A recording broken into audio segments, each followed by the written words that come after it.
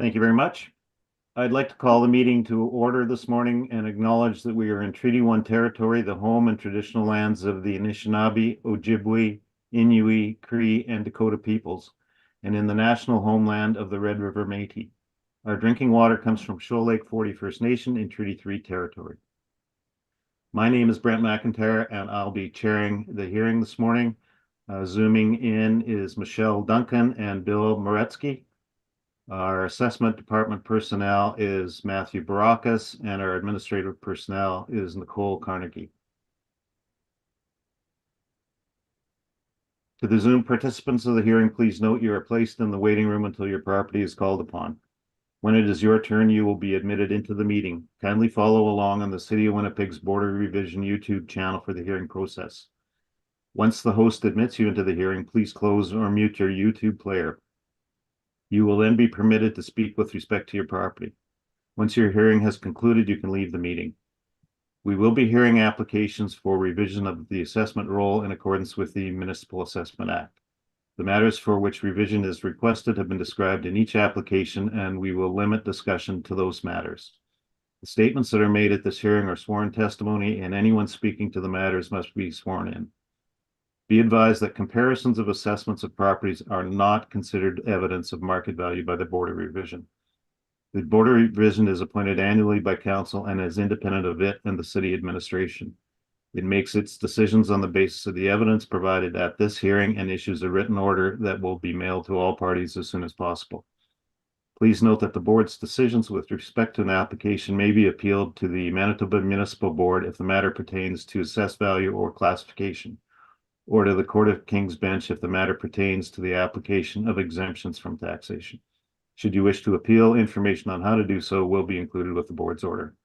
With respect to the hearing process, I will confirm the points of appeal with your property to be addressed with each applicant following the swearing in. We will then have the assessor's testimony followed by questions that the applicant may have, and then the applicant's testimony followed by questions. Each side will have an opportunity to summarize if they wish.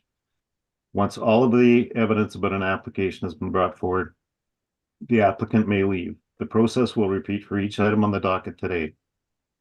The session will close after all the applications have been heard, and the Board will deliberate in private and make its decisions.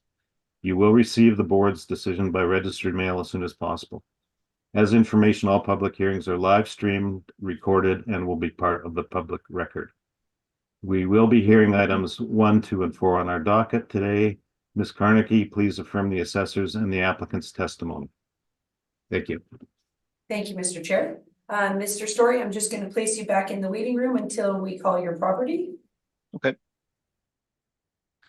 Mr. Assessor, please state your full name. Matthew Stephen Barakas. Do you affirm that the evidence you're about to give at this hearing is the truth, the whole truth, and nothing but the truth? I do. Thank you. Mr. Applicant, please state your full name. Marcelo Navarro. Do you affirm that the evidence you're about to give at this hearing is the truth, the whole truth, and nothing but the truth? I do. Thank you. Thank you. The first item on the docket is 36 Roslyn Road. Are there any preliminary issues either party? I don't believe so. Mr. Applicant? There was the inclusion of a post-reference date sale on page 2 of the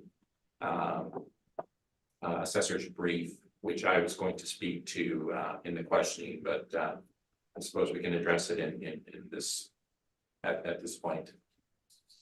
I believe that has been crossed off the brief. Is that correct? It has been crossed off. So then why is it relevant? Well, if you had enough time to cross it out, you probably had enough time to omit it. No, it was on the documents we submitted from the board. Okay. Nicole, let's just take a 5-minute recess on this question. Okay. And Mr. Applicant, we have considered your question, and the board will disregard that information on the brief. Thank you. And Mr. Assessor, you can proceed with your presentation, and I understand there's a recommendation. Yes, there is. Thank you. So file number 24-4, roll number 1203248, 4036 Roslyn Road. Original assessed value 713 for roll year 2023. VRES 2 property made a reduction based on my research to 638 to better reflect market information, which is on page 2 for the calculations. So what I did is I used the land rate of $72 per square foot on the square footage of the property. That was determined on page 4, weighing comparables 1 and 2 most heavily based on their proximity to the subject property, but also their date of sale in relation to the reference date. So 638, that was the rec I made. Thank you. Thank you. Mr. Applicant, were you aware of the recommendation? I was. And how do you feel about it? I won't be accepting it. Okay, Mr. Assessor, you can proceed. Okay, so yeah, it is at the corner. This property is at the corner of Roslyn and Bryce, 2023. It is vacant. There was a property on it that was demolished, but again, that's a post-reference permit. So we're just looking at a vacant piece of property. My land sales on page 4, 1 through 4, the sales date range from March 2019 to August 2020. They're in the River Osborne, McMillan, West Broadway area. I felt that based on the size of the property and it being in River Osborne, I weighted most heavily sale comp 1 and 2 because of its their sale dates respectively compared to the reference date, April 1st, 2021. And I chose $72 a square foot as an estimate. When you look at sale 1 and sale 2, the range is 6,000 square feet to just over 18,000 square feet. Our subject property is 8,864 square feet, so it's a bit closer to the area of sale number 1, and that's why I made an estimate of $72 a square foot, setting the recommendation rate closer to the sale price per square foot of sale number 1, which is also closer to the reference date. On page 5, you got the map here showing 36 Roslyn and then the relative location of the other properties, the comparable properties. And then if you just scroll through my route, basically it's just pictures of the aerials of the comparables. So reduction is 638 based on market sales evidence in the neighborhood around the reference date. That's my evidence. Thank you. Thank you very much. Mr. Applicant, any questions? Yes, I do. Mr. Assessor, based on the 4 comparisons that you've included in your brief, did you research these sales yourself, or were these sales comparisons that were generated by the your CAMA system? They're provided by our CAMA system. Okay, but they're selected by you? Yeah, like there's a pool of sales, and then you try and find the ones that are most highly similar. Okay. And you said in your questioning, or sorry, you said in your brief that you were looking at the 2 that were closest in terms of the timing, right? 2020, you have two 2020 sales there? Yeah, Okay, now, okay, I'll move on to my next question. Have you reviewed any of the zoning policies or any relevant secondary plans that are in place for this area? I mean, I just took these sales at face value. I know that I wasn't able to find RM, FM zone sales to this suitable time frame and area. If I was able to find those, they would have been in my brief. But in regards to other neighborhood plans, you'd have to be the one to expand on that for me. Okay. In terms of the original rate that you had in your brief, and I understand that you've given a recommendation. But Yeah. the rate, was that set by the model or did you play any part in that? I'm not sure. My part was the recommendation and the research. I'm not sure. You can safely conclude that the model did the other one. Probably, yeah. All right, Mr. Navarro, I didn't hear what you just said, your question. I said, actually, after Mr. Barocas answered my question, I said that we can safely conclude that the model selected the original rate per square foot for the land. Thanks. Okay, and you've answered that you are the one who calculated the recommendation, so that's good. Comparison to 255 Bell Street, that property is more than double the size of the subject. In your opinion, is that a fair comparison to the subject in terms of size? Would there be any requirement to do a size adjustment for a property that is more than twice the size of the subject? Yeah, I mean, that's something I took into consideration with making my rec. So we got a sale at around 6,000 square feet, sale one, and then 18,000 for sale two. I felt that setting the rate of the subject's recommendation closer to sale one, I tried to fit it within that range to take into account the difference in size. So yes, definitely a size adjustment. Okay.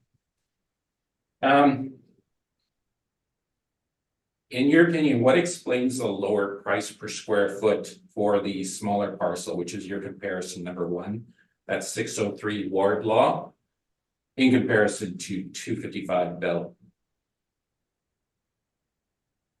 I'm not quite sure.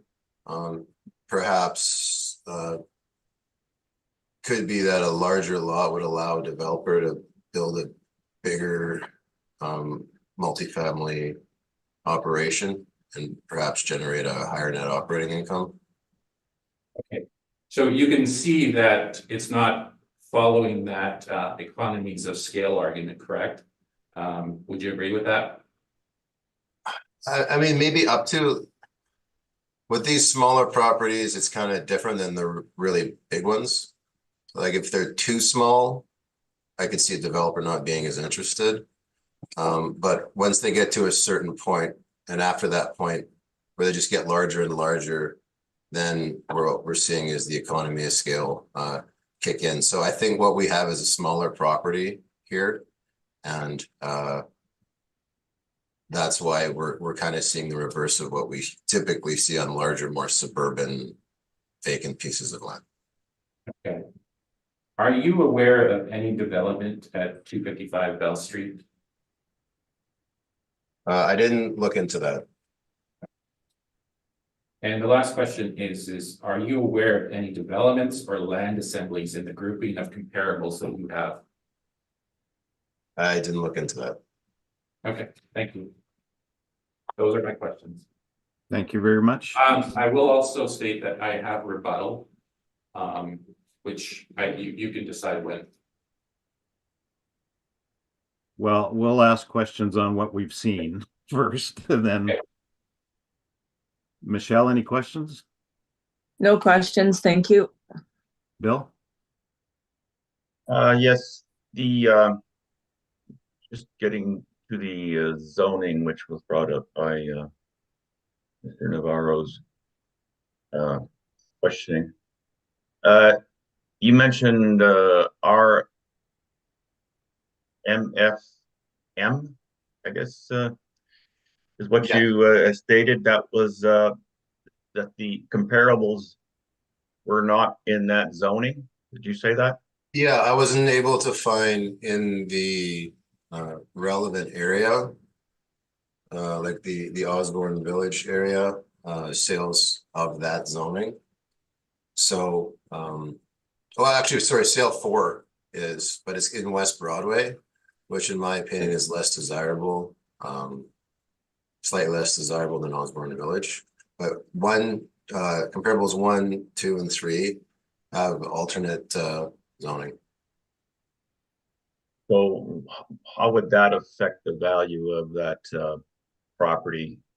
Comparing the two types of zoning, would it make the value less if it's RMFM or more?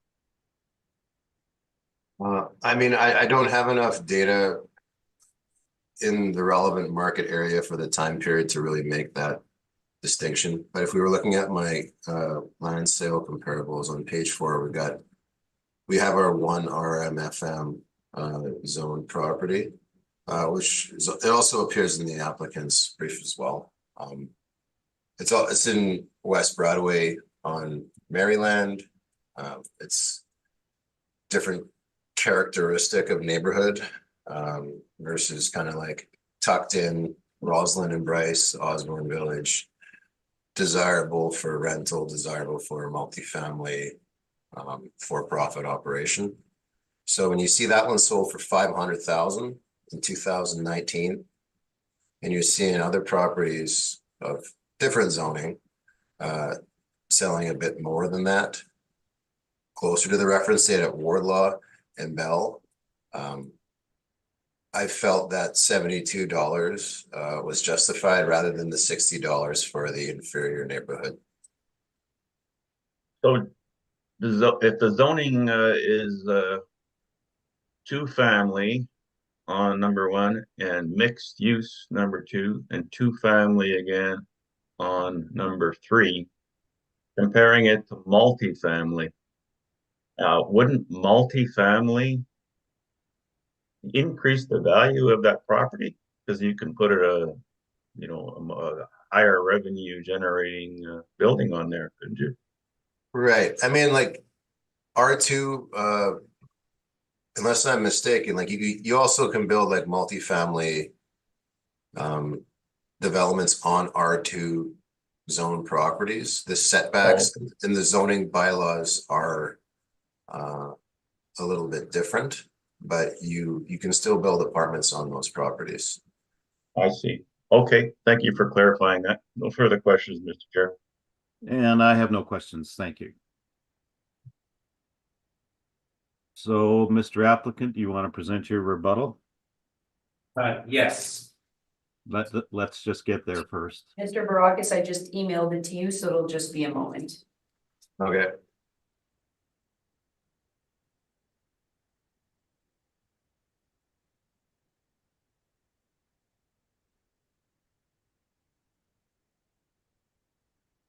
Is everyone good? I'm good. I don't have it yet. Oh, there it is. Yeah, I'm good.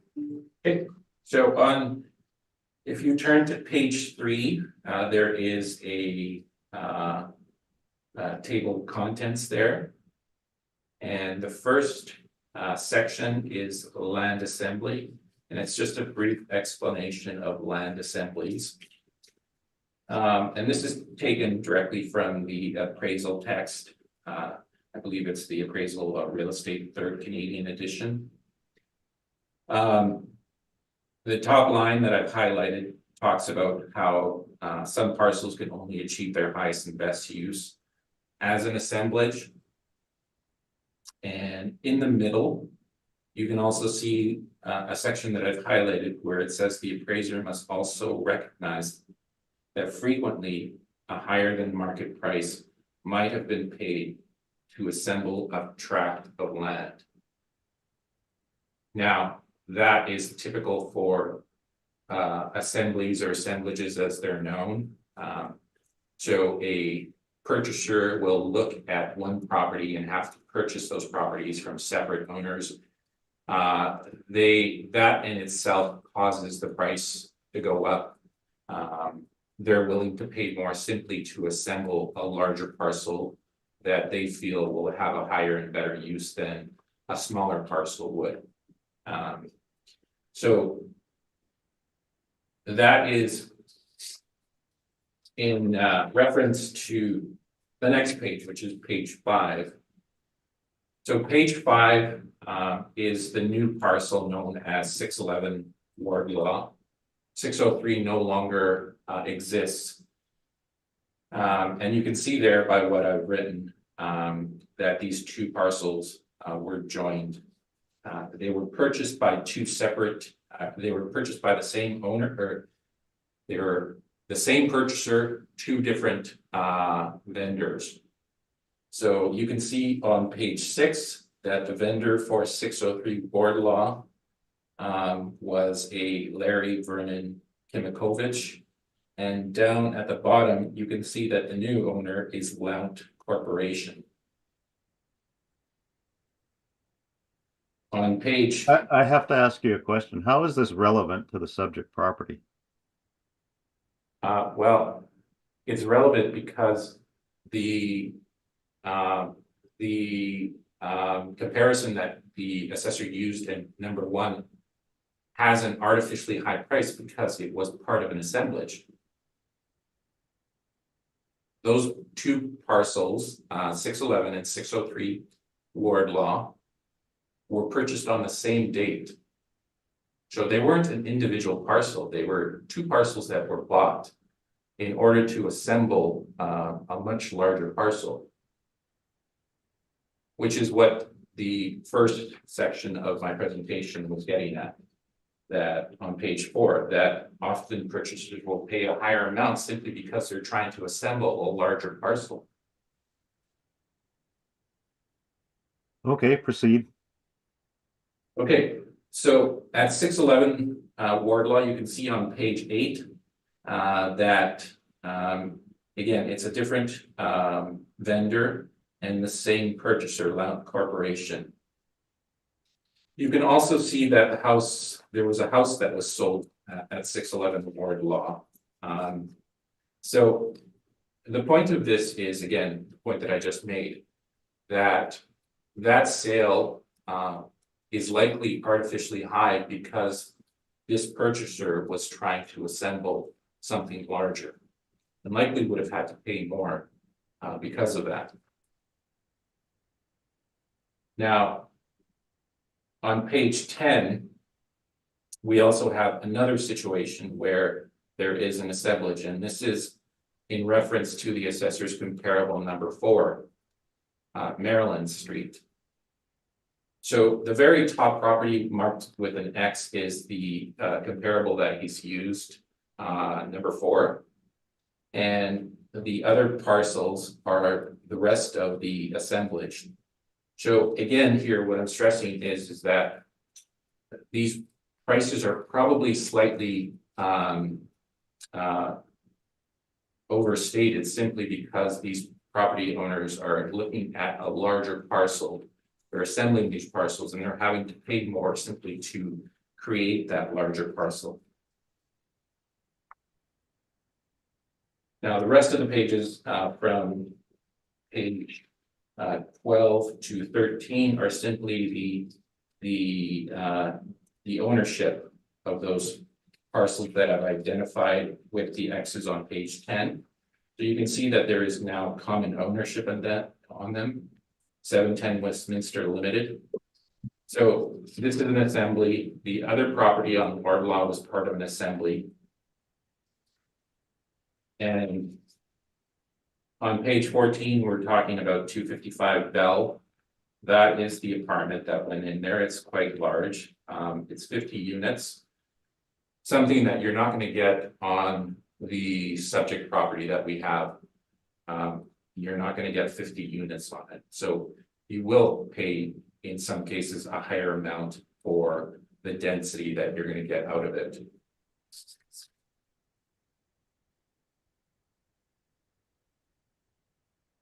Thank you. That's my rebuttal. Thank you. Mr. Assessor, any questions? Okay.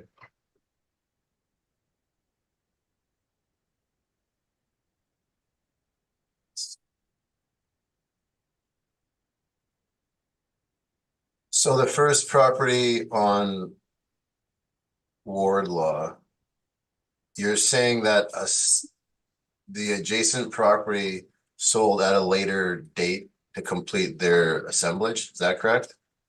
They actually sold on the same date. That's actually in the evidence on page 7 and on page 9. Okay.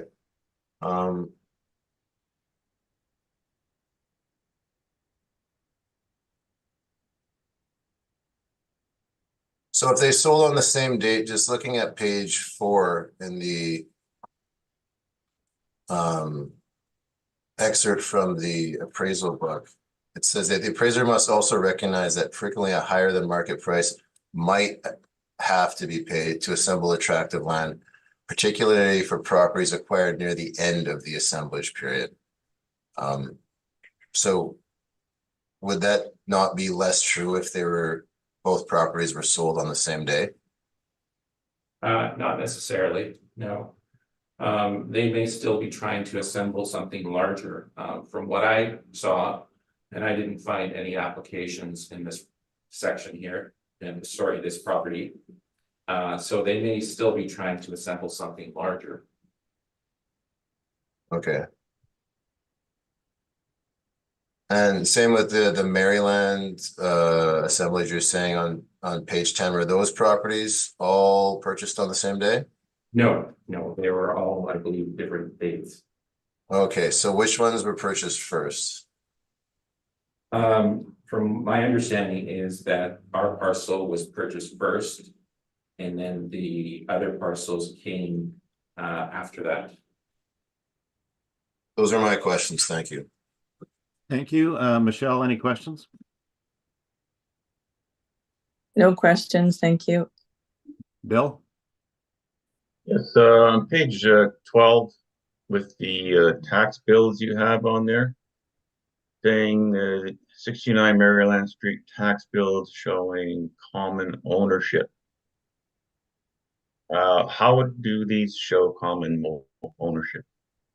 Okay, so if you look at the top statement where it says Maryland Street, and that is the very top clip. Just below it, it says 710 Westminster Limited. Yeah. Oh, okay, that's the Okay. So if you go to the next one that says 73 Maryland Street, right below it, it says 710 Westminster Limited. Okay. And so on for the rest of them.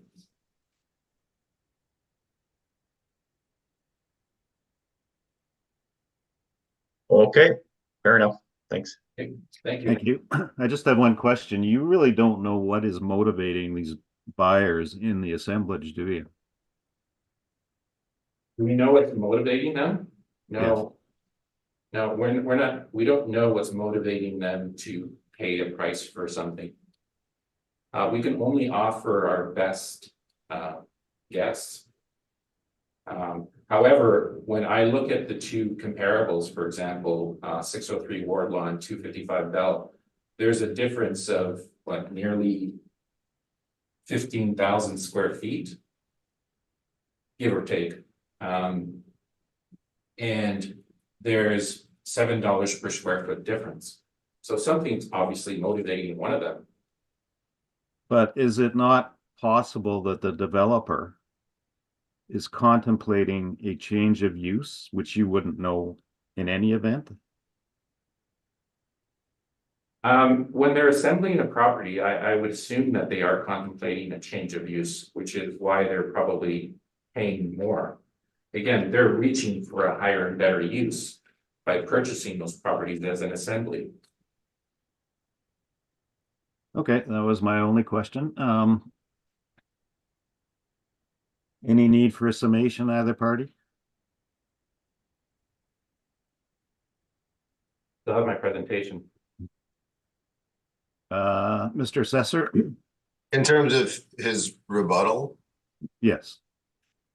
I mean, not for nothing, those tax bills on page 12 and 13 are post-reference information. That's about all I have to say. Okay, thank you. That concludes the property of 36 Roslyn Road. Thank you, gentlemen. We are done with this one. Pardon me?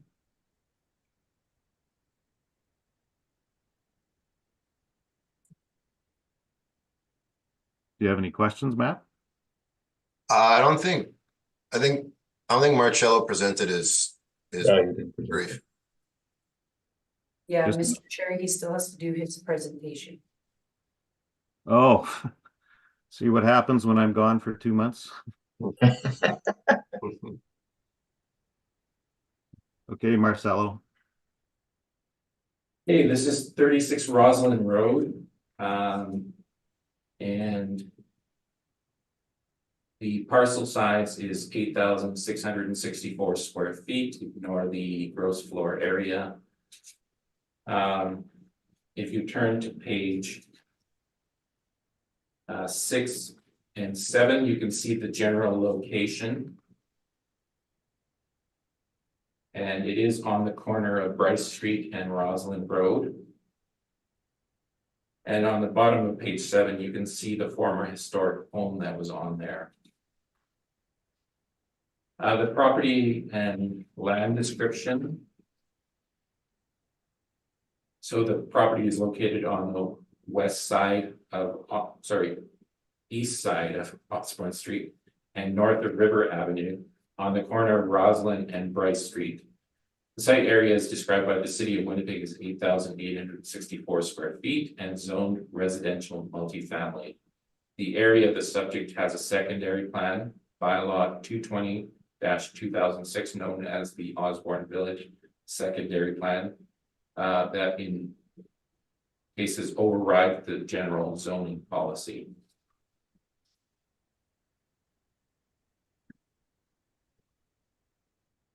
Now, its current use is a vacant land RMFM zone parcel, which means that it will likely have a development of some type that is zoned RMFM or something similar.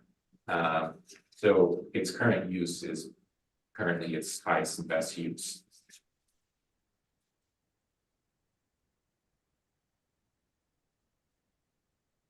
If you turn to page 12, you can see my comparisons. And the first comparison that I have is 584 Gertrude. That is in the neighborhood, although south of River Avenue. And the zoning that you see on there is R2. The price per square foot is 39.79. It's sold in July of 2019. And the parcel use code again is VRES2, meaning that it is for multifamily. The second comparison is 236 Good Street. This is in the West Broadway area. VRES2 as the parcel use code, 9,012 square feet, sold in January of 2019. And for the price of $51.15 per square foot, that one is zoned R2 as well. Again, that is multifamily. The next one is 0 Maryland. That's the same property that we were just speaking about in the rebuttal. And I can say that I was not aware at the time of the assembly as well. I found it later on. So it's sold in March of 2019. And for $60.85, that one is zone RMFM. The next one that we have is 406 Sherbrooke Street. That one is BRES 2, again, multi-family, 6,047 square feet, sold in August of 2020.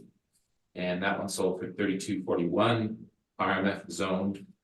Probably in terms of the neighborhood there, 406 Sherbrooke might be less desirable.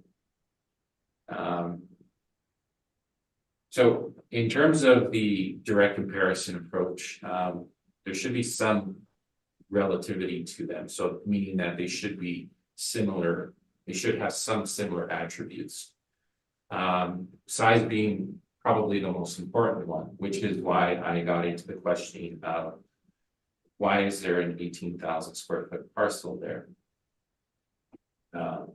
Because the density that you might get out of an 18,000 square foot parcel is completely different than what you would get out of an 8,000 square foot parcel or a 6,000 square foot parcel. So there probably would be some requirement to adjust the size if you have something that is substantially larger or substantially smaller than what you are looking at. So I'm just going to get into the 4 comparisons that I have here, and you can turn to page 13. That's the first one. So 584 Gertrude, that is the street view picture of it. So what I would say about this property is that it is zoned for R2, although it is existing within an R1 neighborhood. So you can see that the properties beside are, they look more like single family, maybe two family residences. So this parcel size would allow, and the zoning would allow for something larger, exceeding 4 units. But it wouldn't exceed that much more, simply because it has to be in line with the neighborhood. And for that, I'll ask you to turn to the secondary plan that I've included. And I'll see if I can find the exact page on the secondary plan. I believe it is page 19. Is this a different document? It is a different document, actually, yeah. Was that included in there? Second, Yeah. Yeah. should be. yeah. The one that's 63 pages long? Yeah, you only have to turn to page 19 on it. Okay, thank you. Part 2, applicant brief part 2. Yes, I think that's, Found it categorized. What page again? Sorry. You might want to look at the pages at the bottom of the page, not the PDF page numbering. So it would be page 19 called residential element.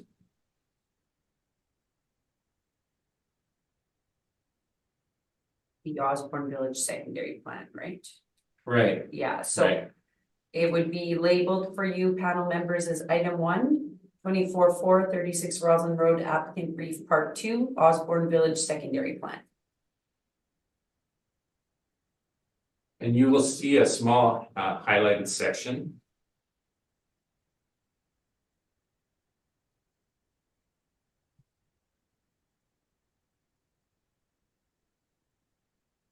is I'm there. everybody here? Yeah, Yeah. there, yeah. Everybody's there? Okay. So you can see there, and this is specifically regarding the subject itself, because it is in a different neighborhood within the secondary plan. It's considered high density, but this really applies to any property within the secondary plan area, including 584 Gertrude. So it says there, new high density, we can ignore that, should consider the height, scale, prevailing densities, and design characteristics of surrounding land uses. So that means essentially that the planners would essentially look at what's around it and keep it relative to that. So even though you're gonna get some more density out of it, you're probably gonna get more than 4 units out of it. It's still gonna have to be somewhat relative to what's there. So you're not gonna have a 6 or 7 story building there. It's just not gonna function well within that area. And that's what I'm trying to get at here, is that Gertrude would have something larger in terms of the density, number of units, but it would still be relatively similar to what's around it in terms of the design and the height. So I'm gonna go to the next one, which is 236 Good Street. So And you're that- finished with that document? Back to the brief. Okay. So this is on page 13 of the brief. I'm there. Okay. So this is 236 Good Street. That is the second comparison. It's roughly 1.2 kilometers away from the subject. The price paid for this parcel, I am saying that it was actually motivated by the fact that it was being assembled into a much larger parcel. So so this at some point became a 143 unit apartment building. Had it sold simply for itself, I would say that it would have sold for something more similar to what Gertrude sold for, because that is what is around it. But because it was assembled into something much larger, I'm saying that they paid more for it. Maryland Street, again, this is about 1.5 kilometers away.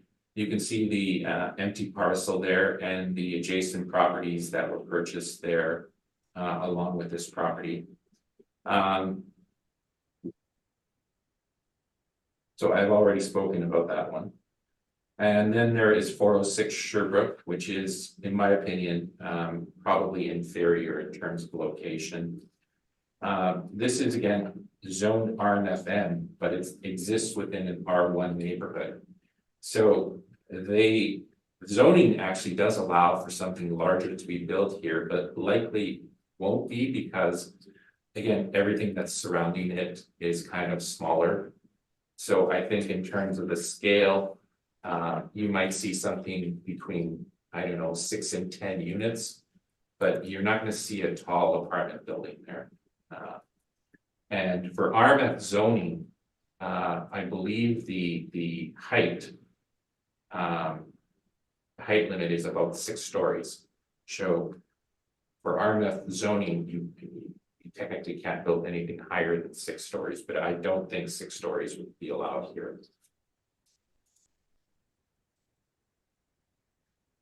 So based on the points, the price per square foot is, in my opinion, $60 per square foot. And that's how I valued it, times 8,864 square feet. That gives me a rounded value of 532,000. And that is my presentation. Thank you. Mr. Assessor, any questions?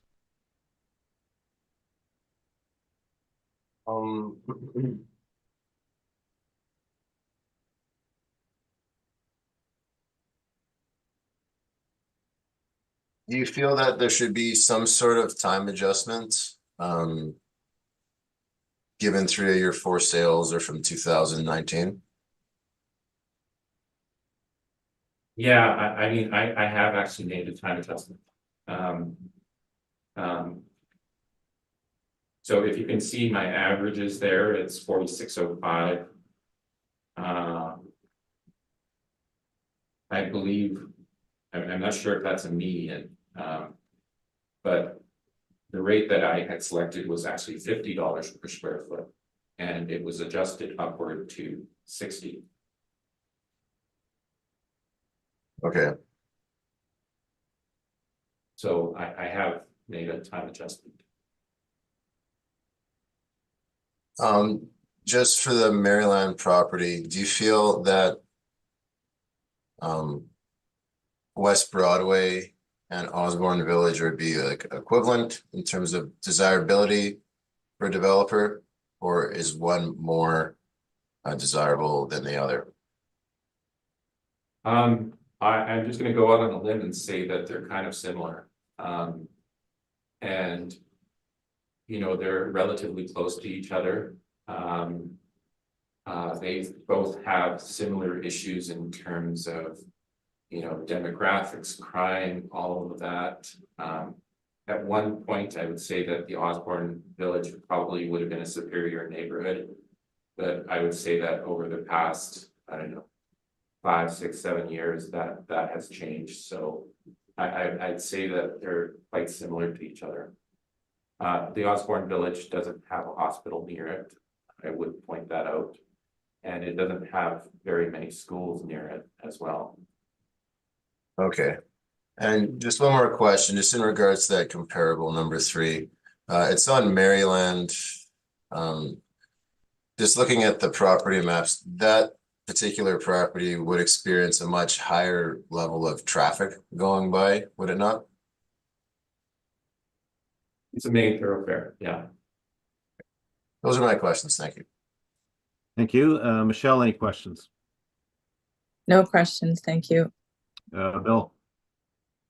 You have a map that shows your comparables, including the subject property? I don't have a map. I actually chose just to put the pictures of the properties themselves, but I did put the distances from the subject on them. Yes. Your assumption is that these areas that the comparables are in, and I think you already mentioned this, but let me characterize it again and see if that's accurate. Your belief is that these areas that these comparables are in are comparable to the subject property area in terms of overall area quality. That'd be accurate. Yeah, so I would say that comparables 1, 2, and 3 are very comparable to the subject. I think I stressed it that comparable number 4 is probably an inferior location.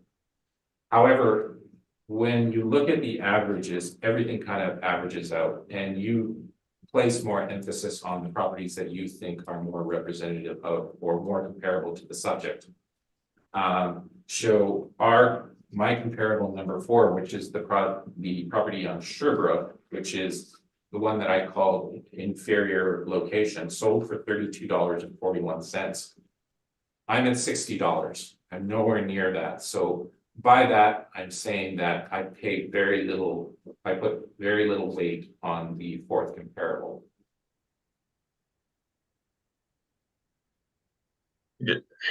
Looking at your page 6 photograph, you don't really have too wide an area there, but like there was nothing within 3 or 4 blocks of the subject property?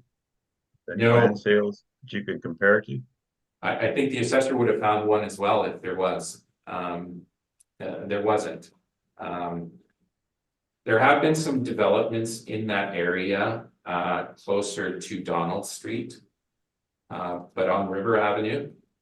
But because of the size of them, they wouldn't be a fair comparison, which is what I was getting at with 255 Bell Street.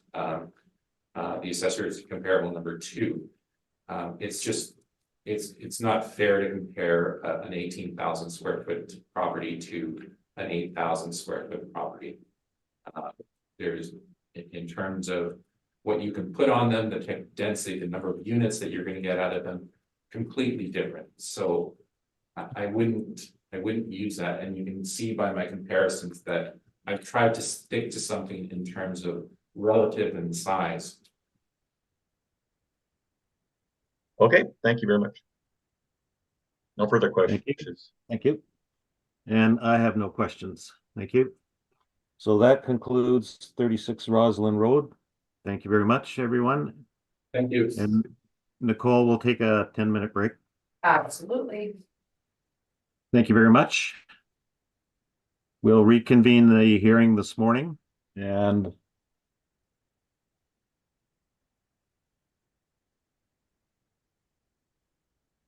I would just like to say something to both the applicant and the assessor is that we do receive your evidence the day before the hearing.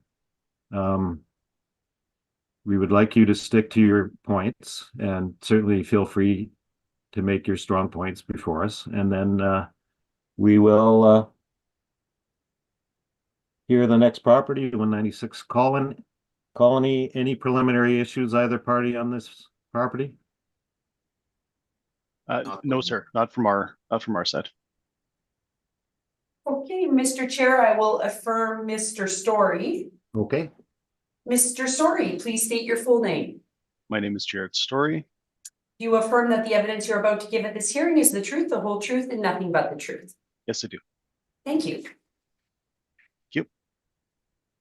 Okay, applicant or Mr. Assessor, please proceed with your presentation. All right, thank you. File 24-6, rule number 1209-1604000, 196 Colony Street, assessed value $5,016,000 for rule year 2023, April 1st, 2021 reference date. We've got 25 suites. The building is in West Broadway on Colony between St. Mary and Broadway, closer to Broadway. 25 suites, 9 indoor parking spots on file, RMFL zoning. So as it's a newer property, completed in 2023, we don't have any actuals pre-reference date that we can use in our evidence. No problem getting a mailer in. Income value summary on page 3. So parameters here, 1,442 average monthly rent, 46% expense ratio, 4.5 cap, generates our estimated market value, or about 200,000, 640 per suite for a new building. Rent comparables are found on page 4.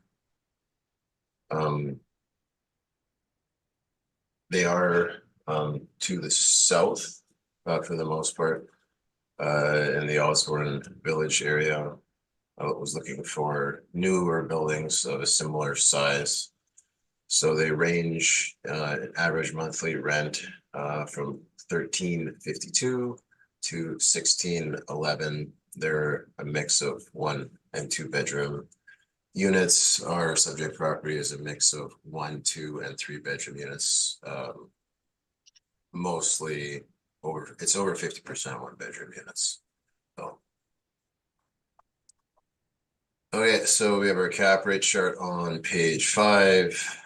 It shows our cap rate, our ranges for the 20th and 80th percentile. Then on page 6. Michelle, I'm froze again. I froze? Or Nicole. Can you hear Mr. Barakis, Mr. Chair? Yes, Okay. I'm back. So page 6, this is our cap rate chart. I'm sure you've seen it before. They're just sales that took place in the reference. Now I'm froze again. Okay, so when your Zoom freezes, Mr. Chair, are you not hearing Mr. Barakis? Maybe try to turn off your video. Because you might Nicole, not. do you want me to log out again? I would just say turn your video off, just so you can hear the presentation uninterrupted. Because it's probably just taking a lot of the bandwidth of your Wi-Fi for the video to go on, and that's why you're freezing.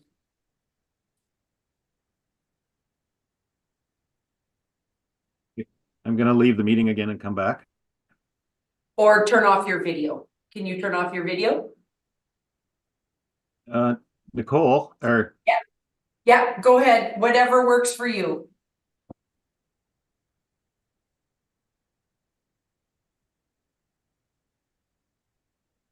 Nicole, Yeah. Yeah, go ahead and sign off, Mr. Chair, if that's what works for you. We'll just put the meeting into a short recess to get that fixed. Thank you very much. We'll reconvene the hearing this morning again. We've lost the assessor. Nope. I'm here. I can't see him. Oh, I don't know what's going on. Mr. Brockis, do you want to just maybe say something and then you'll pop up? Yeah, I'm here. Oh, there you are. Okay, thank you. Okay. Okay, Mr. Assessor, continue on with your presentation. Okay, page 6, picking up. This is again sample sales to substantiate the model cap rates. Again, not particularly site specific. You guys have seen this chart before. The most applicable sale would be 2390 McPhillips, just based on its age. It is, however, in the suburbs, it's much larger. There are some other notable differences, but just looking at newer builds, it would be the most similar, and calculated a cap rate of 471 or 215 per suite, which is more typical. We see in that kind of like 215, 230 range for new builds. So this property, we're at 200 a unit. So I don't feel we're overstepping based on the assessment the cap rate calculates. And then we scroll down past page 7, which is the municipal act excerpts, to page 8, which just gives kind of a description of the property from the website. Underground parking, it's got a car share program, video surveillance, et cetera, et cetera. You guys can read that at your own convenience. The nearby amenities are found on page 9. So it's less than a kilometer from University of Winnipeg. And again, it's across the bridge from Osborne Village.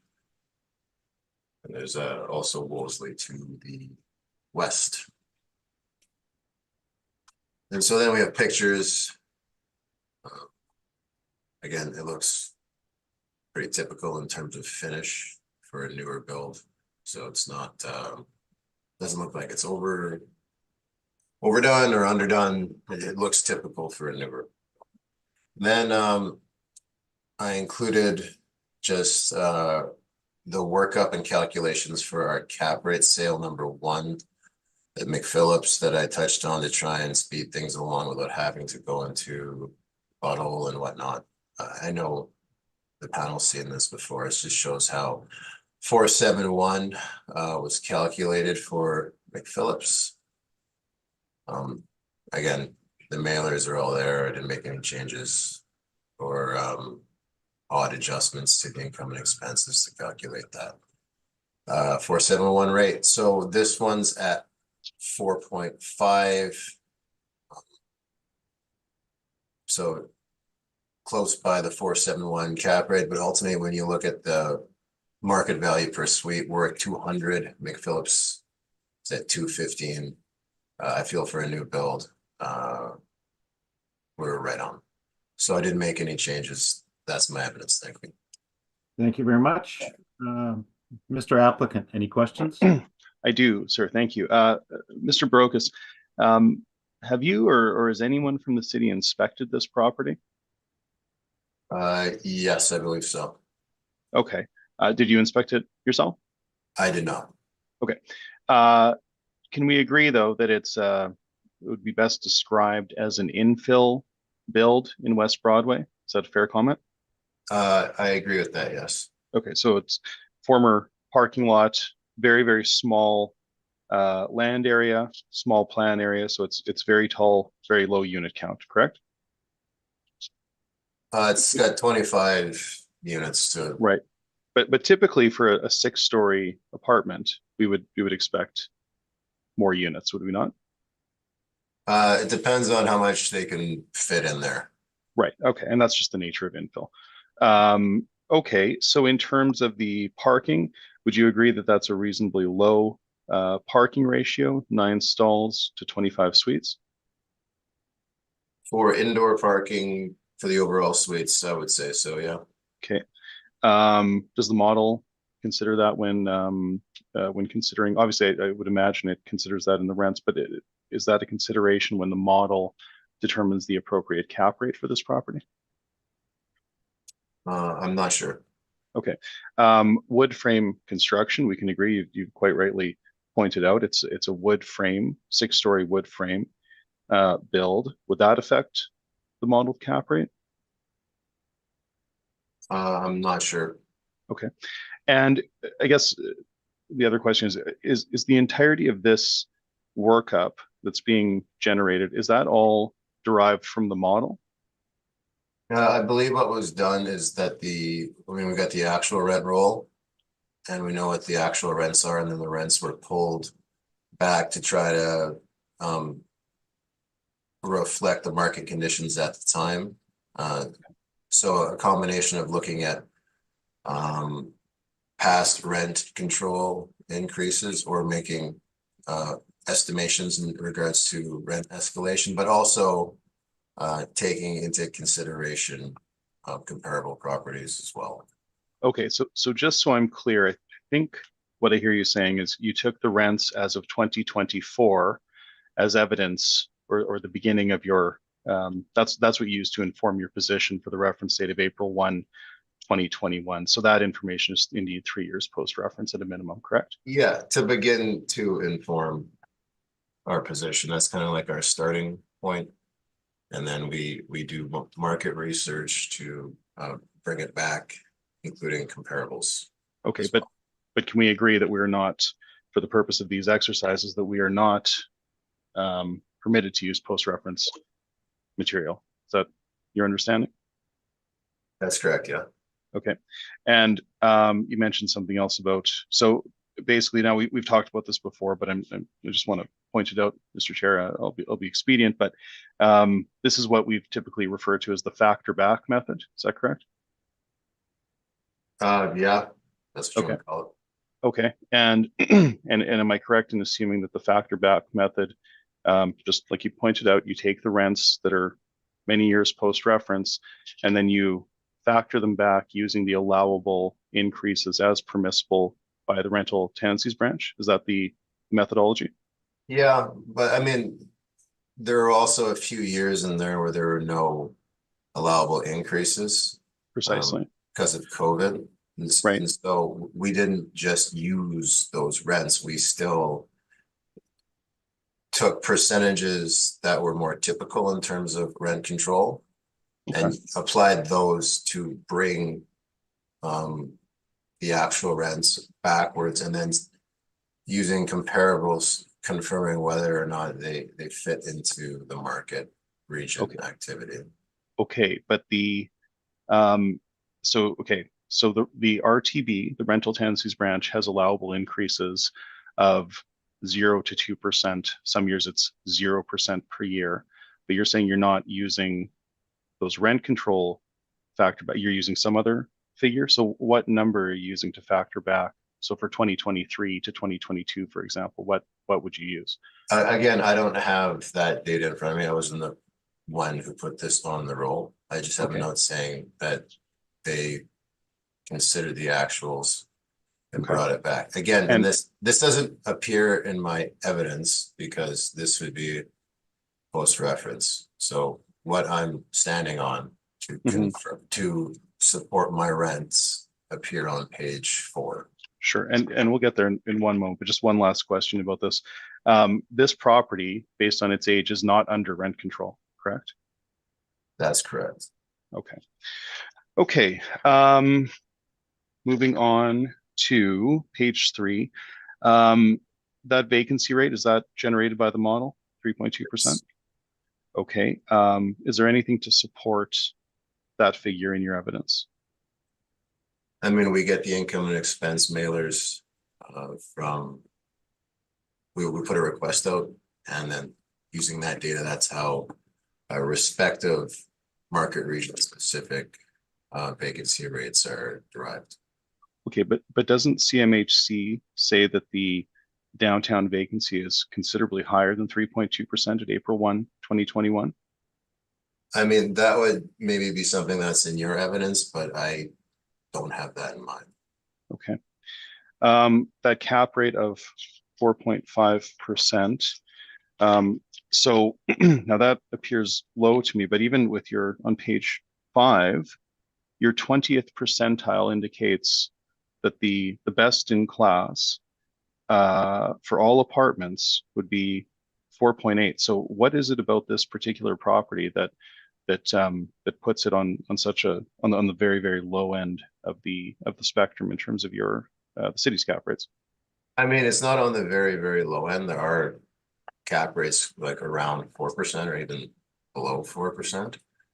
I mean, it is a newer build. Typically, newer builds do have lower cap rates in comparison to the scope of the entire rental universe. So when I looked at the model cap rate at 4.5 and I compared it to our McPhillips cap rate of 4.71, I said, okay, that's, it's a bit lower, but not too far off. What's the overall price per suite? McPhillips coming in at 215, 556. We're only at 200 for a newer build.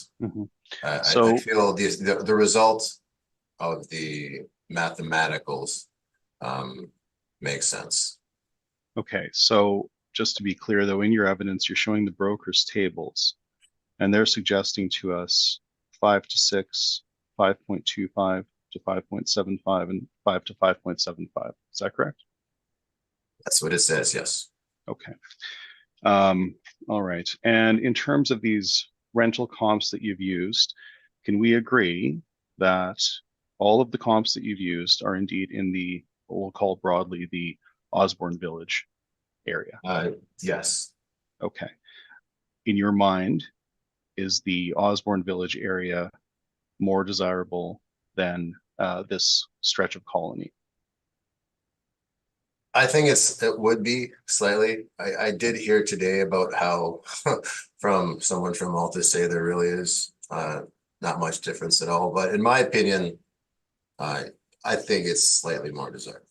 Right. Yeah, no, I would agree with that. And then again, when we come to the average monthly rent that you're using here, we have a higher, let's call it a higher propensity or preponderance of 1-bedroom units, where at least 2 of your comps 1 and 3, are all 2 bedrooms. Now we have some 3 bedrooms, but without adjustment, that does that figure really give us a true picture of where our property ought to land?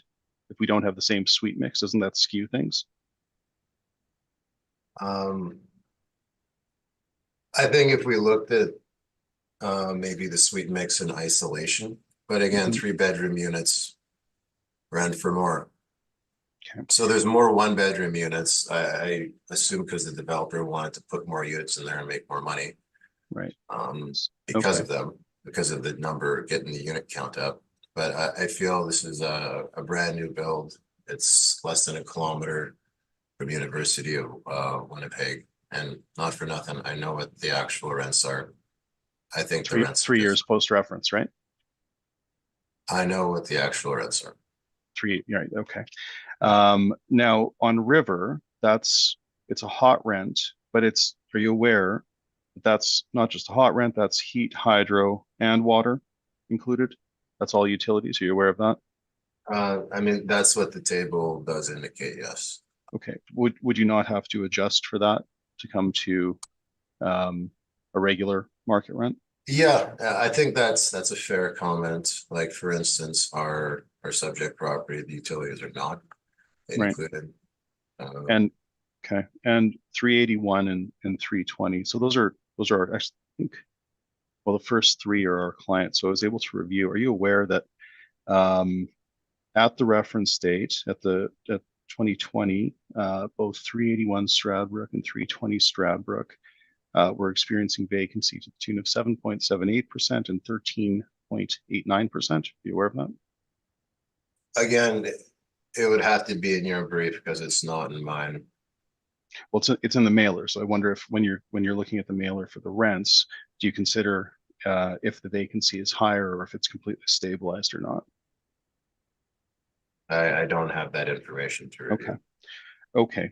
And then 180 Roslyn, that can we agree that would be a vastly superior location. That's behind the Safeway. That would be and let's say it's more amenity rich with a gym, meeting room, that type of thing. A different animal than our subject. Is that a fair comment in your mind? I mean, I wouldn't say it's a vastly superior location. I mean, if you're going to U of M, 196 Colony is probably a better location. I think the Osborne Village area is a bit nicer. I mean, whether that's up for debate. Okay, but to be clear, you haven't visited the 100 block of Colony to see the built environment in and around this property. Is that fair? I have not inspected this property personally. Okay. You mentioned McPhillips. Now, Mr. Chair, I know you've all heard our position on McPhillips, but can we agree, Mr. Baroque, is just as a general concept that property was indeed purchased with the intention to raise the rents, as the rents that were in place at the time of purchase were below CMHC average. Is that a fair comment? I don't have that evidence in my brief. Okay.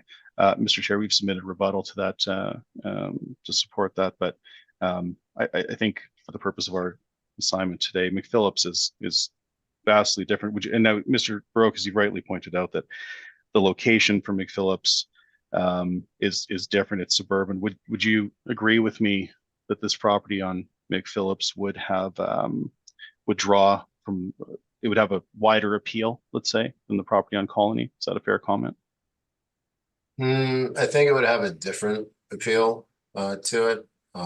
Like I'm not trying to say this is the best sort of comparable that we would like to use. I'm just trying to say it's the best comparable that we have. Okay, but can we agree that the only thing really that's comparable about it is the fact that it's newer? There's literally everything else is different and would require some adjustment. Is that fair? The age and the size, or rather the age is the most similar. The size and the location are different, no doubt about it. Right, and there's higher degree of amenities. It's closer to Seven Oaks. There's shopping. It's in a secured sort of compound, let's say, and it has a great deal of parking. Is that not all true?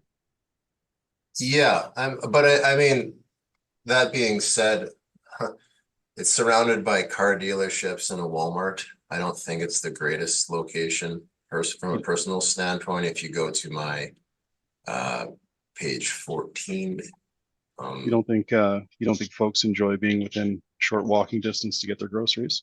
I don't think I think I have to stop you there. Sorry. I think we all know where this property is. Got it. Yeah. So we've heard it many times. Many times. Okay, that's fine. No, that's great. No, it's just this 4.5 cap rate is a concern. But I think if it is indeed all modeled, except for the rents which are factored back using post-reference material, Mr. Chair, I think those are my questions, and I'll leave it there. And I thank you. Thank you very much. Michelle, any questions? I just, as far as discussing that, there's actual rents and mailers for rents, and this is a new build and the post reference, is that talking about the comparables, the actuals and the mailers, Mr. Assessor? No, the rent comparables in my evidence on page 4. See, the rent years, they're all 2020. So that's what I'm using to support the rents. I know what the rents are. They're post-reference. That's why they're not in my brief. Okay, thank you. No other questions. Bill, any questions? So would you say that this subject property is kind of in the middle of your comparables in terms of value per suite or value per rent per square foot? Or where did the model put it? Kind of at the higher end of it? Like, when I'm looking at just the average monthly rent per unit. It does fall within the middle of the comparables. Yet it was, as it was stated earlier, the area in which these comparables are could be characterized as superior. Do you agree with that? Yeah, I mean, like I said in the first property, I do think that Osborne Village is a bit better. I mean, this is not a terrible area. If you're looking to attract students, it's less than a kilometer walk to University of Winnipeg. It's kind of between Wolseley and Osborne, and we know, being Winnipeggers, you know, the in-between area I don't believe is as desirable as Wolseley or Osborne, but it's not like Langside or Furby West End. So it's a little bit closer to Portage than it would be to Osborne Village. Yeah, it's on the other side of the river. Okay, no further questions. Thank you. And I have no questions. Thank you. Mr. Applicant, you can proceed with your presentation. Thank you, Mr. Chair. Okay, so and we've established that we are indeed in West Broadway. And just to be very clear, this is that little stretch. If you're going down St. Mary, let's say behind the art gallery, there's a turnoff that you make onto Colony. And this is that little stretch that leads up to Broadway. So that's where we are. It's very different, and we'll suggest to you, and certainly less desirable than Osborne Village or Wolseley or any other the more desirable rental locations. So again, it's the west side of Colony between York and Broadway. It was built in 2023. And again, we have a serious concern with using rents from 23 or 24 to determine what the rents ought to have been at 2021. We have 15 one-bedroom suites, 5 two-bedroom suites, and 5 three-bedroom suites. There are only, well, we have it as 10. They reported as 9, but it's 9 or 10 stalls. I suppose it depends on how folks park down there. That's sort of an issue. The building is wood frame. We have to point that out as well. It is infill. It's built on a very, very small lot of only 6,601 square feet. Okay, so we are not using post-reference material in order to determine our rents. Follow me, please, to page 8. We've used some rents across town. Now, these are not meant to be directly comparable to the subject, but these do give us a sense of how developments were being priced on a per square foot basis. We are seeing more and more that the metric of a per square foot basis from developers' perspective seems to be a more appropriate way to look at these properties, as the we'll have different size suites occasionally, and things are sort of less uniform. I neglected to ask the assessor, but I don't believe that he provided the rent for a 1-bedroom, a 2-bedroom, or a 3-bedroom, but rather a blended rate. But we've given you what we believe to be appropriate rents at the reference date of April 1, 2021, and that is indeed informed by our table. Now, I will caution that the two that obviously would be most germane to our discussion would be in the downtown. However, the first one, 25 stories with 194 suites, that's True North Square, so that would be best in class. That would be the best of the best at the reference date.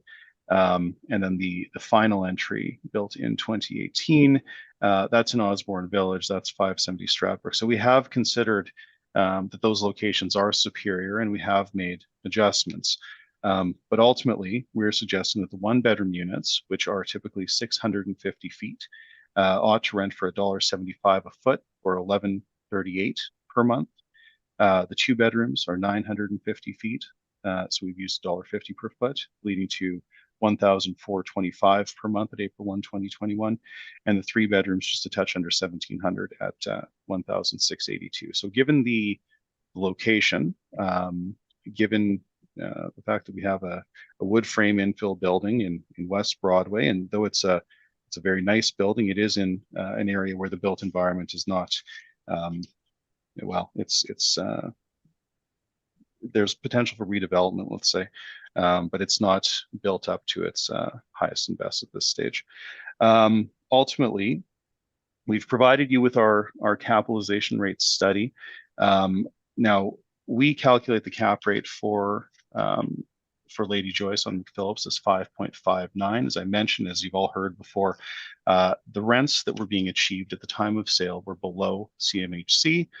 When those rents are adjusted to reflect CMHC, typical CMHC rents, as well as typical CMHC value, you come to a much higher cap rate. That being said, I don't know that a suburban development anchored by retail and then close to essential amenities such as Seven Oaks Hospital would be a very good comp, let's say. But when we look on balance at that sale, and we look at the brokers' reports, and we look at the compression from the last cycle to this cycle, where we applied 5 to 5.25, and we see compression of 0 to 25 basis points, we feel very comfortable using a 5.25 cap rate in this instance. And once again, we're not making large adjustments here, but we are recognizing factors that affect cap rate. Location, obviously, is one. The preponderance of smaller 1-bedroom units, a very low parking ratio, and the wood frame built. So all that to say that we dispute the rents. The vacancy at 7.5%. That's in our cap rate study. We've also provided you with a secondary study called the Downtown Market Study. And in CMHC at the reference date is suggesting that the newer stock was absorbing slower than some of the traditional units at April 1, 2021. And so they've suggested 7.5 is appropriate, and that's what we've applied here. And just for context, if you take 7.5% of 25, that figure is 1.875. So it would be the equivalent of just under 2 units being vacant, which I don't think is unreasonable. We also have 3-bedroom units, which traditionally have not been as popular in this part of the downtown. So with all that being said, our value then comes to $3,798,582, which we then round to $3,799,000. And I do respectfully request the board adjust this value so as to not exceed $3,799,000. The balance of my brief includes some photos. I toured the property, I spoke with the owner, and then I went through it with the leasing manager. That was in February of 2024. So you can see the present physical condition of the asset. Those pictures are starting on page 14. I will point out as well that there are not really any tenant amenities in this building. So you walk in from the street. There's a very, very small office for leasing on the left. There's a door that leads you to the covered parking. So the parking is indeed covered, but it's not underground, it's at grade. And then there's the one elevator. So that's all included there. I will point out that the photos that are included in the assessor's brief are the staged marketing photos. I've provided you the actual photos. I took them myself. This is what they actually look like. And then we have some marketing photos and info, which is the same as what the assessor has included, as well as the details of the units showing the square footage. So once again, we respectfully submit that based on our review of the property, speaking with the owner, and all of the facts on hand, that an appropriate value as of April 1, 2021 is $3,799,000. And with that, I'm happy to take your questions, and I thank you. Thank you very much. Mr. Assessor, any questions? On page 8, do you have addresses for these rental properties? I do. Yeah, I think we've provided those to you in the past. I apologize. I should have sent them to you once again. So if we're looking at So the first two are Innsbruck. So that's the new part of it's not quite Castleberry Meadows, but it's considered Old Kildonan. It's that new development just outside of the Maples. Linden Woods is on Paget. Fort Garry, Pembina and Ancaster. Downtown again is Hargrave. That's the True North Square. Levesque is, or St. Boniface is Levesque. St. Vital is Ward. And then 3300 block of Pembina is the Fort Garry property, and then 570 Stradbrook, as I mentioned, is the second downtown entry. Okay. And So roughly 80% of them are those larger suburban type apartments. That absolutely. Superior location, superior in terms of tenant amenities. Yes, and that's why we've adjusted downward, and that's why you'll see that if those run from, well, let's see, if you go from as low as 148 in Old Kildonan to a fair bit higher, obviously 227 a foot in at True North Square, then our range of 150 to 175 makes sense. So we have provided downward adjustments to those rents in order to capture the fact that these would not be on the higher end, and we do believe that the suburban properties that are more amenity rich would likely command a higher rent, which makes sense. Okay, just like on that note, when I'm looking at the last comp downtown 41 suites, it says it's got 1 bedroom rent of $2.21, and when I go upwards, is it not true that rent is on the higher end of the comparables for 1 bedroom? It is, yeah, and they're small. They're 668 feet, but again, it's in Osborne Village. It has in-suite laundry. It has surface underground parking. It is a superior building in Osborne Village. So this discussion as to whether or not Osborne Village is more desirable than West Broadway, I think is well exemplified here. I think that makes sense. All right.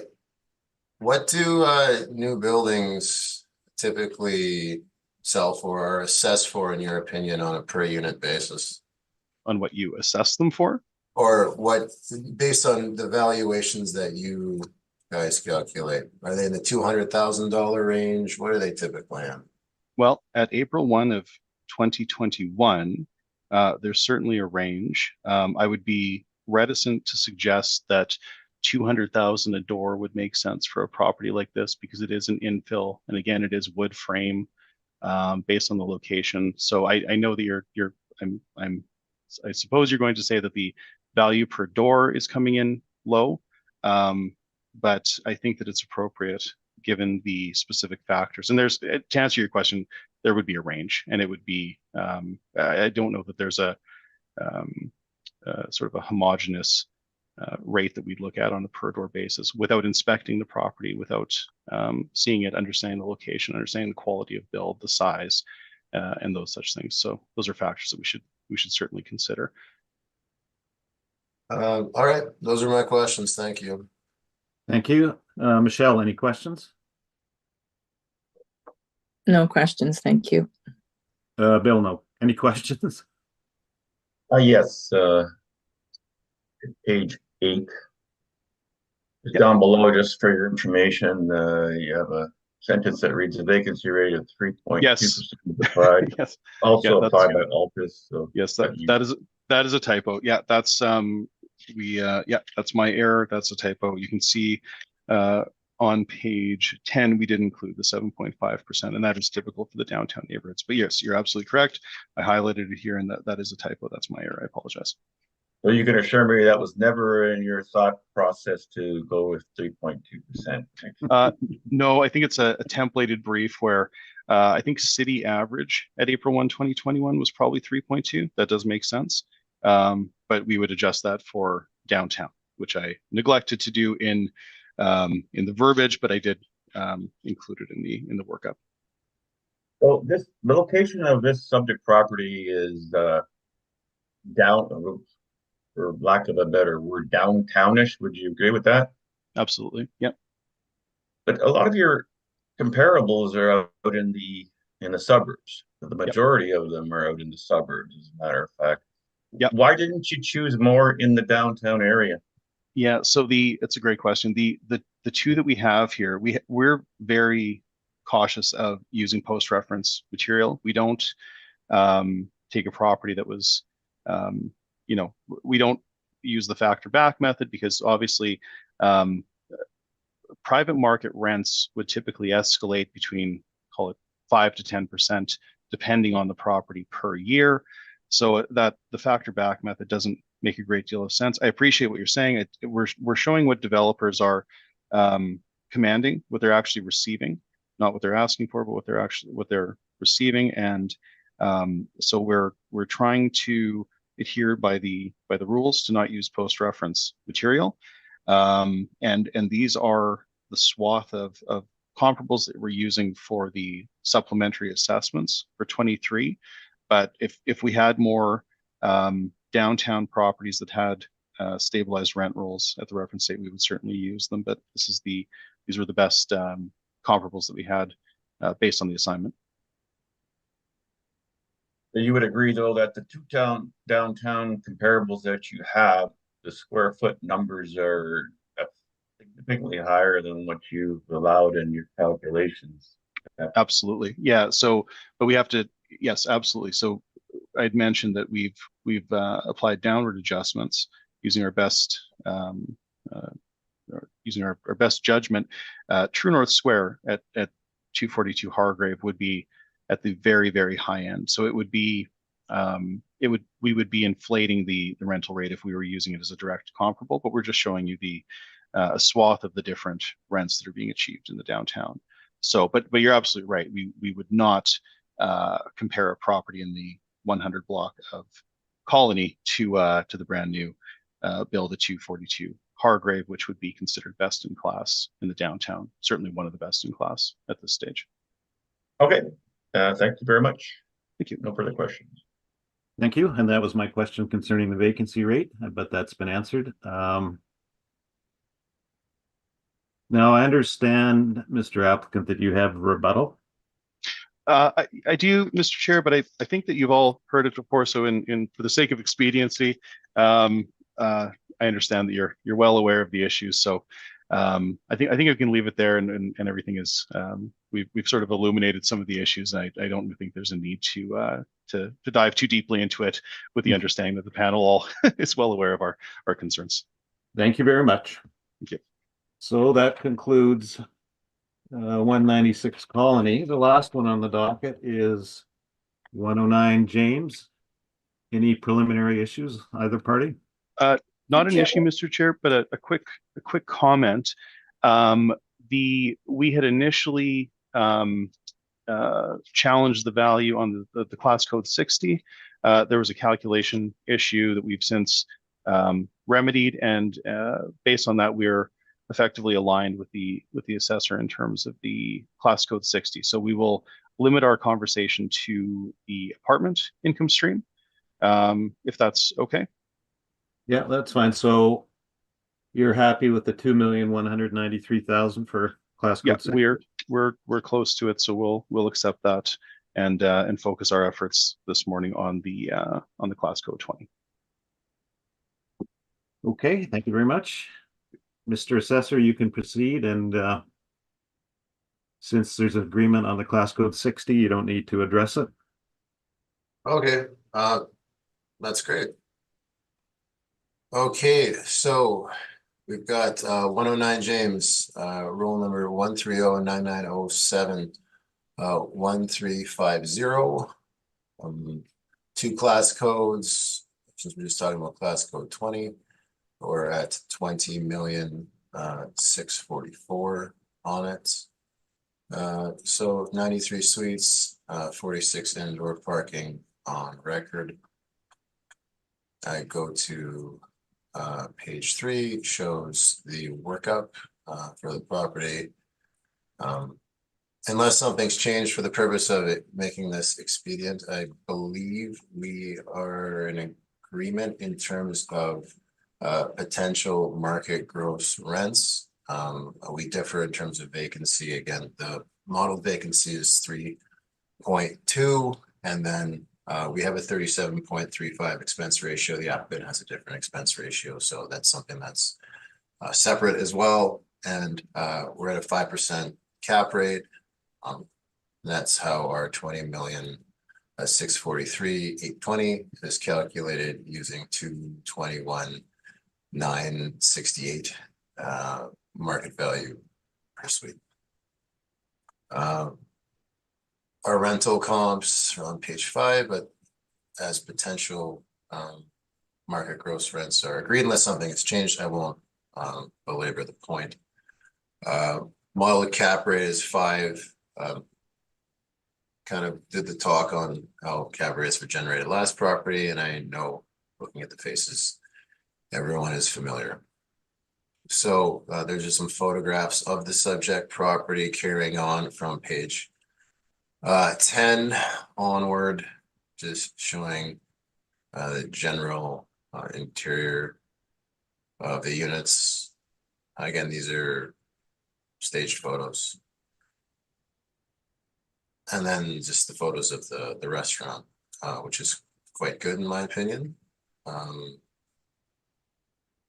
then just the 2020 mailer, which would not reflect the second phase of the apartments coming online.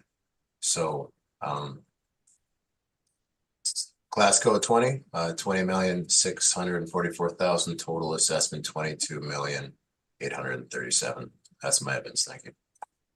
Thank you very much. Mr. Applicant, any questions? I do, sir. Thank you.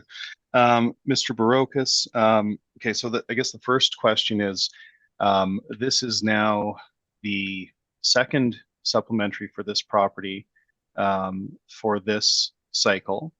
There is a decision. Now, it appears that the new supplementary is not recognizing the previous order of the board. Is that correct? Well, I mean, can you maybe elaborate on that? Sure. So we heard this property, you and I handled it, and the board. Well, I'm just going to Okay. stop. The only matter before us is the current assessment. Okay. What a previous panel did is not relevant. Okay, fair enough. I will continue then. Okay, so Mr. Barocas, have you inspected this property for the purpose of the appeal? Not for the purpose of the appeal, no. Okay. And just so the panel is aware, this supplementary was brought on by the addition of the restaurant and also the addition of this, what we'll call the second tower, what is typically referred to publicly as Pump House West, correct? Yes. Okay. And can we agree that Pump House East, the first stage of the development, faces Stephen Juba Park and the river? Yes. Okay. And Pump House West is at the corner of James Street and Amy, so it doesn't benefit from the same views, the same location. Is that fair? Yeah, it's on the other side of the restaurant and Pump House. Right. Okay. And would you consider those to be inferior to the initial build in terms of desirability, in terms of the views of the river and Stephen Juba Park and being right on waterfront? Is that fair comments? Yeah. I mean, maybe for those particular units. Yeah, a little bit. Okay. Okay. Oh, and one other thing I'm noticing here, indoor parking, you have 46, but it's indeed 25 parking stalls. Are you aware of that? I would need to do a review if that would be the case. Okay. Would that affect anything in the modeled assessment of this property?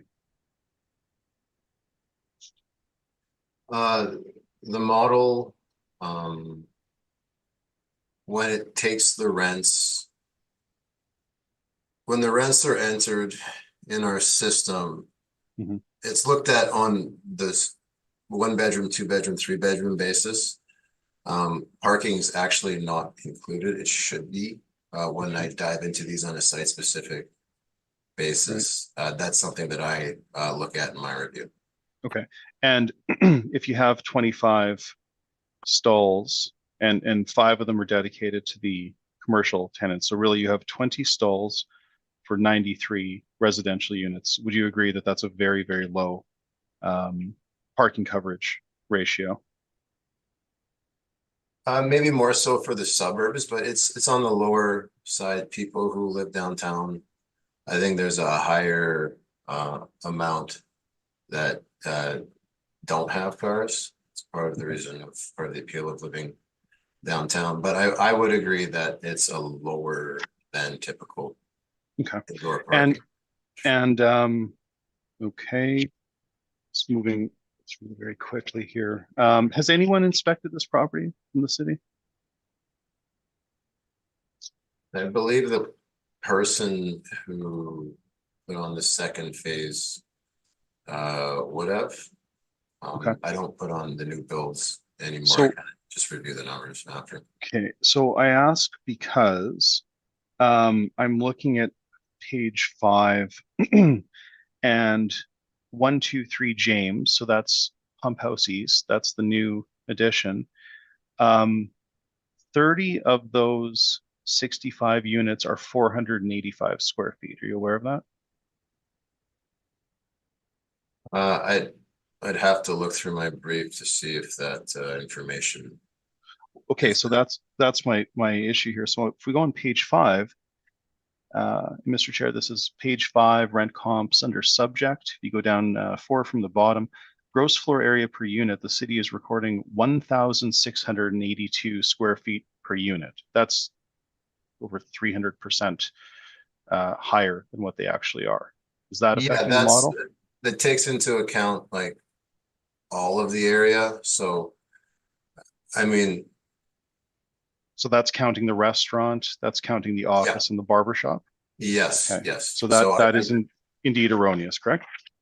Well, I wouldn't say it's an erroneous. It's gross floor area, and gross means everything, not like net floor area. No, it says per unit. Gross floor area per unit. So if it's like if you took the gross floor area and divided it by the units, that's the number you would come up with. Okay, but just to be very clear, the suites here are about 485 to about 520 for most of them for the 1 bedroom, and they are mostly 1 bedroom.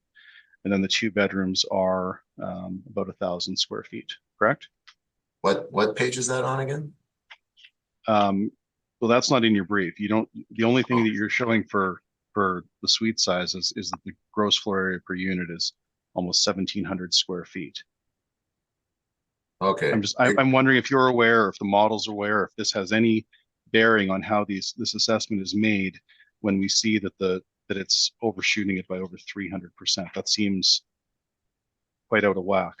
We are quite aware of what the actual rents are, if that's what you're getting towards. Nope, we're not disputing your rents. I'm just asking about the cap rate because that's our next issue. So in terms of this property, you wouldn't suggest that McPhillips is a comparable in any way, would you? Based on the history of this property and what we know about it? Well, it's the best cap rate comp we have. Okay. And just so we're clear, this property is subject to a grade 3 heritage designation. And that's obviously that affects the class code 60 more, but it doesn't not affect the entirety of the development. Is that a fair comment? What page is that on again? Oh, I'm asking your perspective on this in terms of your defense of this value. I didn't present anything in regards to a heritage designation. And in fact, it looks like they don't have any difficulty whatsoever developing this property based on the extent of the work that took place. You're aware it took over 6 years to develop this property, correct? Well, we're not assessing. Right. Oh, you're saying we're it's no, assessing the present asset. right, but you're saying that there's been no difficulty, but that is not correct. Last question for you. When the model creates or generates a cap rate, for a property like this, where it has these specific issues, and where we have a res am, so a multiple use property as opposed to a res app, is there a different cap rate, or are they all treated the same? I don't know what specific issues you're talking about. Well, if you have a res am property, you have a property that includes a barber shop, a restaurant, and an office in downtown Winnipeg, along with the multi-family component, as opposed to one that just includes multifamily. Do you think there would be more risk to that? Do you think that or how does the model treat it, I suppose, is what I'm asking. How does the model treat what? A res am, a multiple use development, versus a pure multifamily development, one that doesn't include commercial space, commercial rental units. Well, it values the commercial income stream and it values the apartment income stream separately. Right. Okay. So it doesn't consider that these are indeed inseparable as a development. Well, they're on the same property. Right. Okay. I'll leave it there, Mr. Chair. Thank you, Mr. Groves. Thank you very much. Michelle, any questions? No questions, thank you. Thank you. And Bill, any questions? No questions, thank you.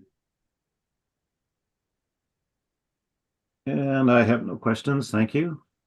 So we'll proceed to the applicant's presentation. Thank you, Mr. Chair. Okay, so once again, we're here at the pump house. I mentioned that we have a historic property. We're probably all quite aware this property was it was a functional pump house until the middle 1980s. I believe it was 1986. It was constructed in 1906. Again, Class 2 heritage that was applied in 1982.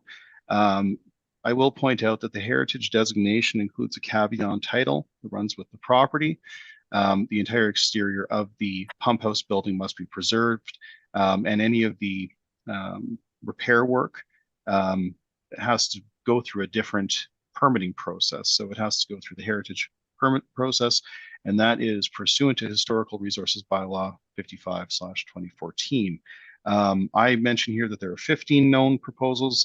As it would turn out, there were 17 unsuccessful proposals to over the last 30 years to redevelop this property. So it has indeed been very, very difficult to develop. It's taken a very long time, and part of this is that the original equipment, the pump house equipment that's on the floor, which is visible from the office and the restaurant, must be stewarded by the owner, and it must not be moved. So that creates a very very singular, very unique property. There are now 25 parking spaces, 6 of which are allocated to commercial. So, okay, we've got 93 units with 19 parking stalls for the residents of the apartment. I visited this property again in February for the purpose of this assignment. We once again continue to apply a vacancy rate of 7.5%. Mr. Chair, I'll ask that my comments from the previous file carry forward as to the rationale. Now in terms of and I've included the table here from CMHC. This is also in our cap rate study. It's also in a standalone study called Downtown Apartment Vacancy. So all that to say that we are applying 7.5%. The assessment department is modeling a ratio of 37.34. We had applied a ratio in the previous cycle of 41.59. That's a number that's typically been agreed upon by Altus and the department. That's a modeled number. When we do not have multiple years to stabilize, I would suggest that over time we'll likely see higher expense ratios in this property overall, but we feel comfortable maintaining that 41.59. And just to support that, so I'd mentioned that there was a previous, I'm careful not to talk about other decisions, but we are being consistent. We are trying to honor our previous submission as well as the board's order, but I have included a number of newer apartments showing the stabilized expense ratios just as a supplementary, where the city uses a 41% ratio, and they are indeed typically a little higher. I think this property over time will likely again generate a higher expense ratio.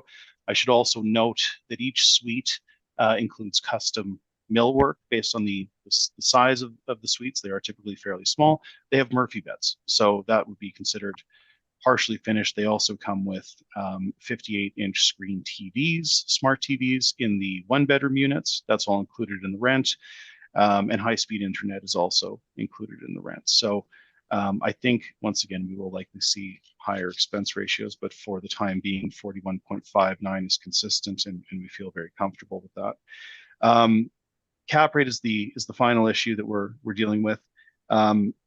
We believe that a cap rate of 5.25 makes sense. It may actually be a touch low, quite frankly, given the very, very unique nature of this property. Again, very, very small suites, mostly one-bedroom units, and of course the heritage status that affects the entirety of the property. So it is a difficult property to own and manage. So in terms of its risk profile, we feel very comfortable at 5.25%. And again, that is consistent with how we've treated this property over time. So ultimately, when you take our NOI of 919,440, capitalized with a 5.25 cap rate, we come to an estimated market value of 17,513,134, which we then round to 17,513,000, and that is our position on the class code 20. Now, again, I was there on February 23rd. Spoken to the owner about this I was last there February 23rd, I should say. Spoken with the owner many times, the leasing agent. We've walked through the entirety of the property. I'll show you on page, this is just after the restaurant. On page 31, you can see, I neglected to mention this in the building description, but all of the suites are accessed by what I'll call an exterior catwalk. So sort of like a motel type scenario where you walk in from the outside directly into your unit. There are stairs and elevators, but there's no internal corridor, and you walk directly in. These are starting on page 32. These are my photos. That cabinet looking item is indeed a Murphy bed. So you wing the doors open and the mattress comes down, and that's a safe a space saving measure, let's say. And again, I just want to point out, I alluded to something in my questioning of the assessor. On page 35, you can see a typical view from Pump House West. Now, you're looking at the roof line of the old pump house, whereas in Pump House East, you are looking at Stephen Juba Park, and you're looking at the river. So this is much different in terms of desirability, potentially.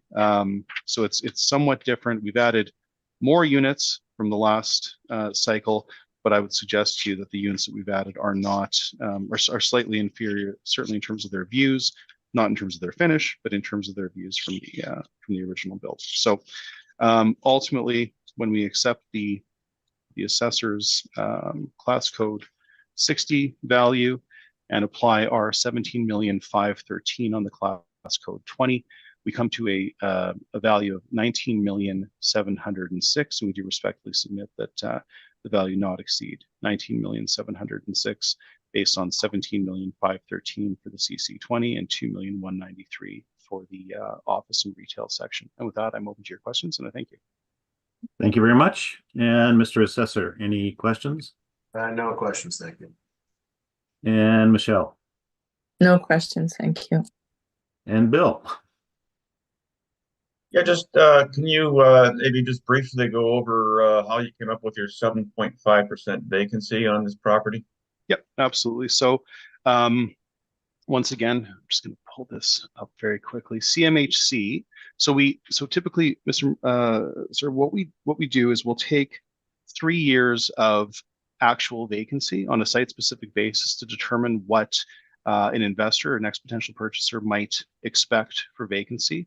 But because this property, because of the reference date of April 1 of 2021, we have to use our best judgment and support it with evidence. So we've gone to CMHC, and this is again in our apartment cap rate study, and they are suggesting that the overall downtown or city center vacancy as of April 1, 2021, this is based on their metrics. I believe they benchmarked them at October of 2020. They're suggesting 7.5%. So if one were to build a new apartment in and around the downtown area at that time, using CMHC data, which is the standard, the robust data for vacancy rents and all other items relating to multifamily development, CMHC is suggesting 7.5%. So based on a lack of historic data because of when the property was built, I mean, these new units were just finished. They're quite new. We have to go back to April 1 of 2021 and consider what the market would have known. And at that stage, the authority on this is CMHC, and they're suggesting 7.5. So we are deferring to their expertise in that case. Would you consider the location near James and waterfront being right on the river? Mm-hmm. You consider that being a highly desirable area for an apartment downtown? Well, it's it's interesting. Downtown is not without its issues. I think that I personally think it's great. I think it's a very good location. However, I do recognize that this property is very, very singular. It's very unique. I don't think we have anything quite like it. And if I were an investor, there are some items that might give me pause. The location would not be, well, I think that you would draw a larger swath of the population to a typical suburban apartment. This is more of a lifestyle type place in the downtown. I think the waterfront is good, but I think it still has a ways to go. And I think there are some concerns in general about downtown Winnipeg, certainly at April 1, 21. But I have not considered this a negative location, but I do recognize that this is something of a singular or atypical or very, very unique property, and that's not always a positive. But I haven't made an adjustment for location. I happen to think the waterfront is good, and I hope to see it develop further. What was your thank you for that. What was your rent per suite that you have in your calculation? Yes. We just accepted it as a blended rent, but we're also considering, it's difficult because we have these suites that are semi-furnished, so we're coming in on a blended rate about $1,500 per door. And that makes sense. The 2 bedrooms rent at a premium in this property, but overall, when you blend it out, about $1,500 a foot, or sorry, about $1,500 a unit per month makes sense, and that includes the small amount of parking and then the higher rents for the 2 bedrooms, which are superior and much larger. Yeah. Or did I, yeah, okay, thanks for that. Can you, I thought I heard you say that when you were disputing the gross area of the assessor's brief. Yep. That the suites were like 500 square feet in this property. Did you say that? Yes. So, okay. So that makes your price per square foot $3 for this. Yeah, they're much higher. So we have, the breakdown is, there's also economies of scale when we get into these suites that are 485 feet. So recall in the previous property, I believe they were 650 or 685 for the 1 bedrooms. The smaller 1 bedrooms here are 485 square feet. So that's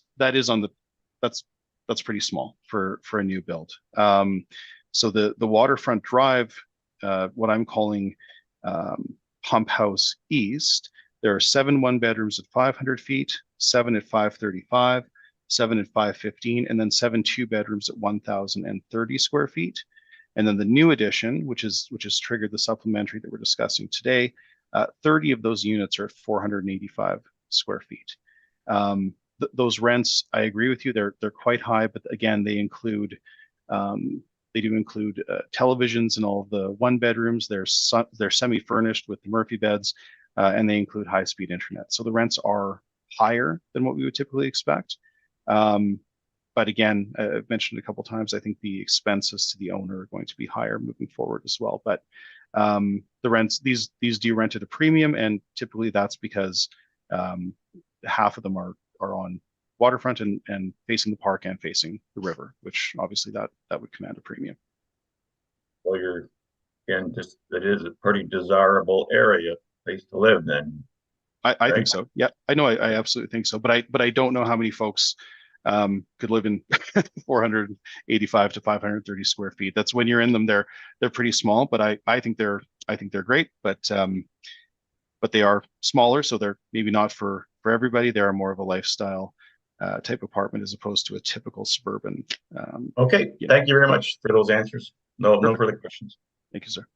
And I have no questions. We have heard all the items scheduled this morning, and this hearing is now adjourned. Thank you very much, everyone. Wonderful. Thanks, everyone. Thanks.